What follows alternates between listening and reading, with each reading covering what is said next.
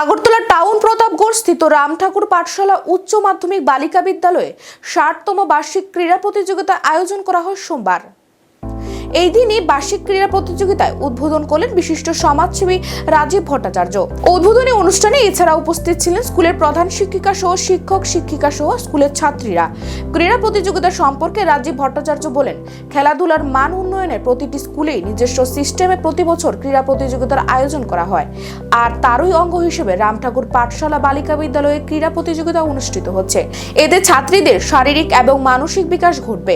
পাশাপাশি মুখ্যমন্ত্রী রাজ্যকে নেশামুক্ত রাজ্য তৈরি করার সংকল্প নিয়েছেন।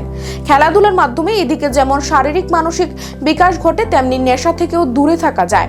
আগামী দিন গোটা রাজ্যে সুষ্ঠু পরিবেশ তৈরি করার সপক্ষে এই ধরনের ক্রীড়া প্রতিযোগিতায় যথেষ্ট প্রয়োজন রয়েছে।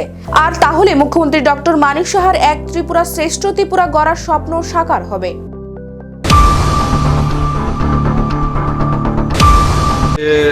রাম ঠাকুর বালিকা বিদ্যালয়ের উদ্যোগে ৬০তম বার্ষিক ক্রীড়া প্রতিযোগিতার এখানে আয়োজন করা হয়েছে।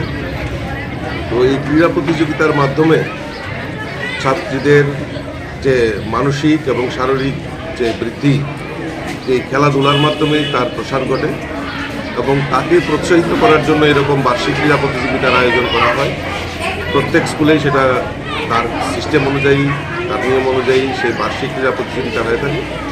তার মধ্যে এই রাম ঠাকুর বালিকা বিদ্যালয়েরও আজকের দিনে এই বার্ষিক ক্রীড়া প্রতিযোগিতার আয়োজন করেছে এবং আগামী দিন আমাদের রাজ্যের মাননীয় মুখ্যমন্ত্রীর যে সংকল্প, যে এক ত্রিপুরা শ্রেষ্ঠ ত্রিপুরা করা এবং নেশামুক্ত সমাজ তৈরি করা, তো এই খেলাধুলার মাধ্যমেই আমাদের এই সমাজকে সুষ্ঠু পরিবেশে ফিরিয়ে আনা এবং সমস্ত ছাত্রছাত্রী যারাই থাকুক না কেন তাদের মনোবলকে আরও বৃদ্ধি করা এবং তারা যাতে নেশা থেকে বিরত থাকে তার জন্য আহ্বান রাখা, এটাই হলো মূল সংকল্প। এই সংকল্প নিয়েই এই বার্ষিক ক্রীড়া প্রতিযোগিতার আয়োজন।